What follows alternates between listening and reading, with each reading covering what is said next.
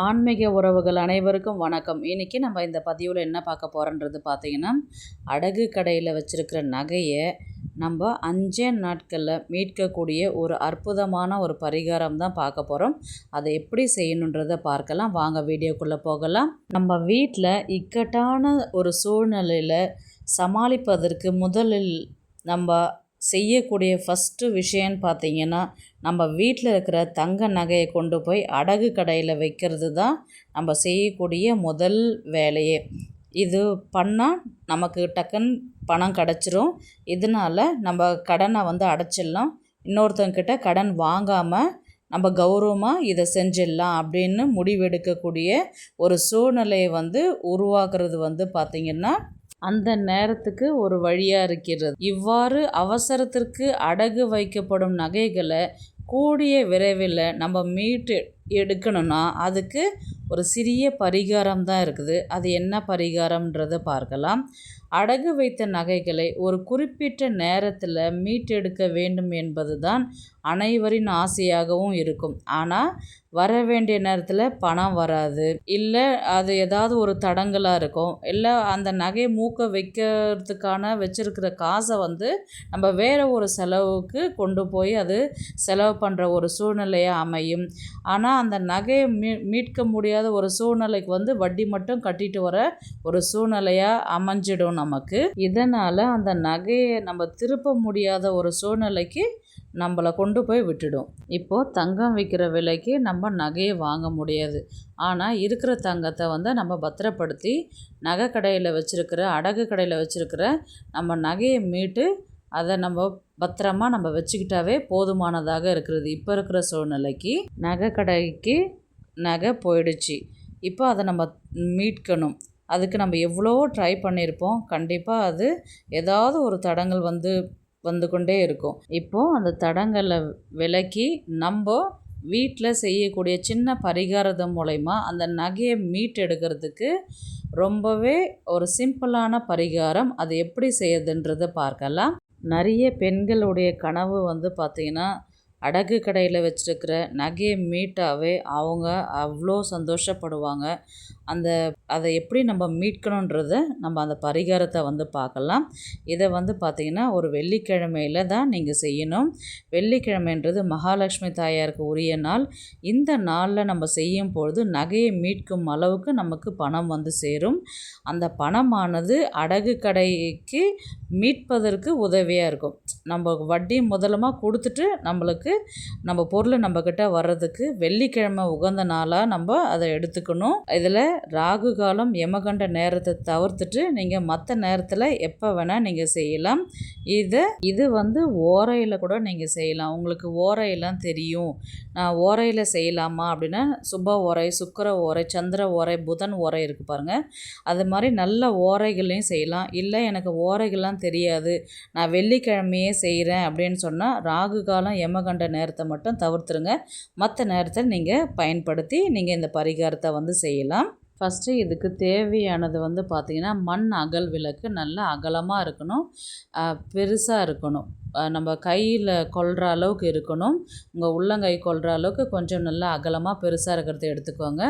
அகல் விளக்கை நல்லா அதை அலம்பிட்டு மேலே மஞ்சள் குங்குமம் பன்னீரில் குழச்சி வைங்க. ஃபுல்லாகவே மஞ்சளை நல்லா ஃபுல்லாகவே அந்த அகல் மொத்தமாகவே தடவிட்டு ஒற்றைப்படை எண்ணிக்கையில் குங்குமம் வைக்கணும் நீங்கள் அகல் விளக்குக்கு. இப்போ நீங்கள் வெளிநாட்டில் இருக்கிறீங்க, வெளியூரில் இருக்கிறீங்க, எனக்கு மண் அகல் விளக்கு எனக்கு கிடைக்கல அப்படின்னா நீங்கள் கண்ணாடி பாத்திரம் அல்லது பீங்கான் பாத்திரத்தை நீங்கள் எடுத்துக்கலாம். அதை விட பெஸ்ட்டு நீங்கள் கண்ணாடி பாத்திரம் எதனா இருந்தாலும் எடுத்துக்கலாம். அது முழுவதுமாக நீங்கள் வாஷ் பண்ணிவிட்டு மஞ்சளை ஃபுல்லாக அப்ளை பண்ணிவிட்டு ஒற்றைப்படையில் வர மாதிரி குங்குமம் வச்சுக்கலாம். 1, 3, 5 எண்ணிக்கையில் நீங்கள் எத்தனை பெரிய பாத்திரம் எடுத்துருக்கிறீங்களோ அவ்வளோக்கு மஞ்சளை தடவிட்டு பொட்டு வைக்கிறது ஒற்றைப்படையில் வர மாதிரி வைங்க. இரண்டாவது கல்லுப்பு தான் எடுத்துக்கணும். கல்லுப்பு நீங்கள் சமையலில் யூஸ் பண்ணுற அந்த கல்லுப்பு எடுத்துக்கக்கூடாது.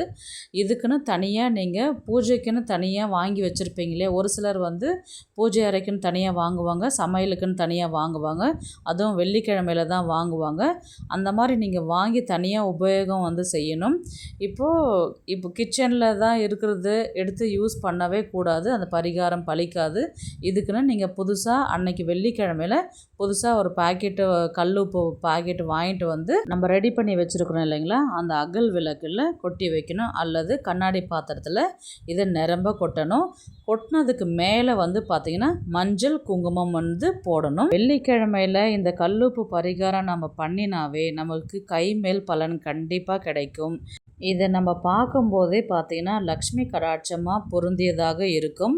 உங்களுக்கு அந்த காட்சி நீங்கள் பார்க்கும்போதே வந்து பார்த்திங்கன்னா அவ்வளோ ஒரு அழகாக இருக்கும். நல்ல மலை போல் குவிஞ்சு அது மேலே மஞ்சள் குங்குமம் வைக்கணும். அதற்கு மேலே வந்து பார்த்திங்கன்னா ₹1 நாணயம் வந்து ஒன்று வைக்கணும். ஏன்னா இதுவும் மகாலட்சுமி தாயாரின் அம்சம் பொருந்தியது தான். நகை வந்து மீட்கிற அளவுக்கு நமக்கு பணம் வேணும் இல்லையா, ₹1 வைக்கிறது வந்து பார்த்திங்கன்னா ரொம்பவே சிறப்பு. அடுத்தது நமக்கு ஒரு முக்கியமான பொருள் தான் நம்ம வைக்கணும். அது என்னன்னு பார்த்திங்கன்னா ஒரு தங்கம் தான் வைக்கணும். தங்கத்தில் ஒரு திருகாணியோ அல்லது உங்கள்கிட்ட மோதிரமோ அல்லது சின்ன மூக்குத்தியோ சின்ன ஸ்ட்ரெட்டு மாதிரி கூட நீங்கள் வச்சுருப்பீங்க. இல்லை ஏதாவது உடஞ்ச பாகம் ஏதாவது தங்கன்றது கொஞ்சமாவது நம்ம எடுத்துக்கணும். இதை வந்து பார்த்திங்கன்னா அந்த ₹1 காயின் வச்சுருக்குறீங்க இல்லையா, அதுக்கு மேலே தான் நீங்கள் இந்த தங்கத்தை வந்து வைக்கணும். அந்த தங்கம் வந்து நல்லா அலம்பிட்டு ஒரு துணியை வச்சு தொடச்சிட்டு அதுக்கு மேலே அந்த ₹1 காயின் மேலே வைங்க.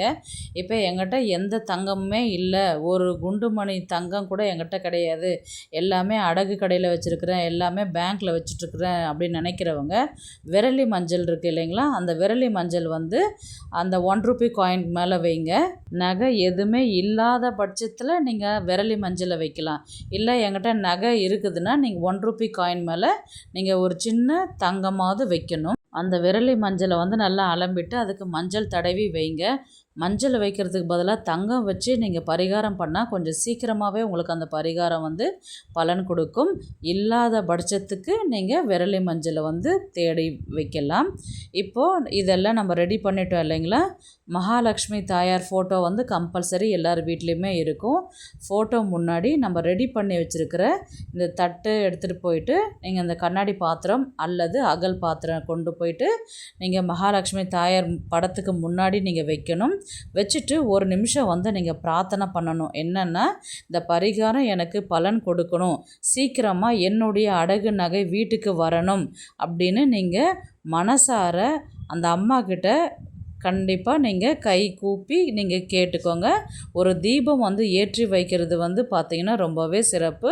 அது நார்மலாக நீங்கள் நெய் விளக்கு அல்லது நல்லெண்ணெய் விளக்கு கூட நீங்கள் ஏற்றி வைக்கலாம். இது வந்து பார்த்திங்கன்னா தொடர்ந்து 3 நாட்கள் வரைக்கும் அப்படியே இருக்கணும். அந்த லக்ஷ்மி படம் முன்னாடி நீங்கள் ரெடி பண்ணி வச்சுருக்கிற அந்த உப்பு பரிகாரத்துக்கு மேலே வச்சுருக்கிற அந்த செட்டு அப்படியே வச்சுருக்கணும் தொடர்ந்து 3 நாளைக்கு. அப்படின்னு பார்த்தீங்கன்னா நீங்கள் வெள்ளிக்கிழமை ரெடி பண்ணி வைக்கிறீங்க இல்லையா, வெள்ளிக்கிழமை சனி ஞாயிறு இந்த 3 நாட்களுமே வந்து பார்த்திங்கன்னா அதே இடத்துல அங்கேயே வந்து இருக்கணும். நீங்கள் இதை வந்து எப்போ எடுக்கணுன்றது பார்த்திங்கன்னா திங்கக்கிழமையில் நீங்கள் குளிச்சுட்டு காலையில் இந்த நம்ம ரெடி பண்ணி வச்சுருக்குறோம் இல்லைங்களா, அந்த செட்டில் இருந்து அந்த தங்கமும் காசு மட்டும் நீங்கள் எடுத்துருங்க. எடுத்துட்டு மீதி இருக்கிற அந்த உப்பு கல்லெல்லாம் இருக்குது இல்லைங்களா, அதை எடுத்துகிட்டு போயிட்டு நீங்கள் மண் அகல் வச்சுருந்தா இல்லைன்னா கண்ணாடி பாத்திரம் நீங்கள் என்ன ரெடி பண்ணி வச்சுக்கிறீங்களோ அதை என்ன பண்ணணும், தண்ணியில் கரைச்சிட்டு அந்த உப்பை வந்து கால்படாத இடத்துல செடிங்களுக்கு நீங்கள் ஊற்றிடலாம். இது வந்து பார்த்திங்கன்னா தொடர்ந்து 3 வெள்ளிக்கிழமையில் நீங்கள் செய்யணும். எத்தனை மணிக்கு நீங்கள் முதல் நாள் செய்கிறீங்களோ, எந்த ஓரையில் செய்கிறீங்களோ, நல்ல நேரத்தில் செய்கிறீங்களோ இல்லை கௌரி நல்ல நேரத்தில் செய்கிறீங்களோ நீங்கள் டைமை நோட் பண்ணி வச்சுட்டு அடுத்த வெள்ளிக்கிழமை நீங்கள் செய்யணும். இப்போது நடுவில் உங்களுக்கு பீரியட்ஸ் வந்துடுச்சுன்னா நீங்கள் அந்த வாரம் விட்டுட்டு அதுக்கு அடுத்த நாள் நீங்கள் வெள்ளிக்கிழமை வரும்போது அது 2வது நாள், இது 3வது நாள் அப்படின்னு நீங்கள் கணக்கு பண்ணி நீங்கள் வச்சுட்டு இந்த மாதிரி தொடர்ந்து 3 வெள்ளிக்கிழமை வந்து இந்த பரிகாரம் நீங்கள் செய்யணும். ஒரு சிலருக்கு 2வது வெள்ளிக்கிழமை நல்ல பலன் கிடைக்கும், ஒரு சிலருக்கு 3வது வெள்ளிக்கிழமை நல்ல பலன் கிடைக்கும், ஒரு சிலருக்கு 4, 5 வெள்ளிக்கிழமை கூட போகலாம். மனசை மட்டும் தளர விட்டுறாதீங்க, நம்பிக்கையோடு செய்யுங்க. 3 நாளுமே வந்து பூஜை அறையில் தான் இருக்கணும், அதுவும் லக்ஷ்மி தாயாருக்கு முன்னாடி தான் இருக்கணும். நீங்கள் இந்த மாதிரி செய்யும் பொழுது நம்பிக்கையோடு செய்யுங்க. கண்டிப்பாக என் நகை என்கிட்ட வந்து சேர்ந்துருன்ற ஒரு நம்பிக்கையில் இருங்க. இது நமக்கு நல்ல பலன் கொடுக்கும். ஒரு சிலருக்கு வந்து கொஞ்சம் லேட் ஆகும், ஏன்னா அது எந்த தடங்களும் இன்றி எந்த கஷ்டமும் இன்றி உங்கள்கிட்ட உங்கள் நகையே வந்து நிரந்தரமாக உங்கள்கிட்டயே வந்துடும். அது திரும்பவும் நகை கடைக்கு போகிறதுக்கு வழியே கொடுக்காது. அதுக்காகவும் கொஞ்சம் உங்களுக்கு தாமதமாகலாம். எது நடந்தாலும் நன்மைக்கேன்னு நினச்சிக்கிட்டு நீங்கள் கண்டிப்பாக இந்த பரிகாரத்தை செய்யுங்க. கண்டிப்பாக அந்த நகைன்றது உங்களை தேடி வரும். உங்கள் மனசுக்கு அது ஒரு திருப்தி தரும். இந்த பரிகாரம் நீங்கள் செஞ்சு கண்டிப்பாக பலன் கொடுக்கும் பொழுது அடுத்தவங்களுக்கும் இந்த மாதிரி ரொம்பவே கஷ்டப்படுறவங்களுக்கு நீங்கள் அந்த மாதிரி சொன்னீங்கன்னாவே அது உங்களுக்கான பலன் வந்து ரொம்பவே கிடைக்கும். ஏன்னா நம்மக்கிட்ட இருக்கிறது கொஞ்சம் சாப்பிட்டுட்டு அடுத்தவங்களுக்கு கொஞ்சம் கொடுக்கும்பொழுது அதனுடைய பலன் வந்து ரொம்பவே அதிகமாக இருக்கும். அதே மாதிரி தான் நம்ம செஞ்சு இந்த பரிகாரம் நமக்கு கிடைக்கும் போது அடுத்தவங்களுக்கும் அதை சொல்லும் பொழுது அதற்கான புண்ணிய பலன்களும் உங்களுக்கு வந்து சேரும். அதன் மூலயமாகவும் சீக்கிரமாக நகை வந்து உங்கள்கிட்ட சேரும். கண்டிப்பாக இந்த வீடியோ உங்களுக்கு பிடிச்சிருக்குன்னு நான் நினைக்கிறேன். இது போன்ற ஆன்மீக தகவல்களுக்கு நம்முடைய ஆன்மீக குறிப்புகள் சேனலை வந்து சப்ஸ்கிரைப் பண்ணிக்கோங்க. நம்பிக்கையுடன் இந்த பரிகாரத்தை செய்யுங்க. உங்கள் நகை உங்கள்கிட்ட வந்து சேரும். நல்லதே நடக்கட்டும்.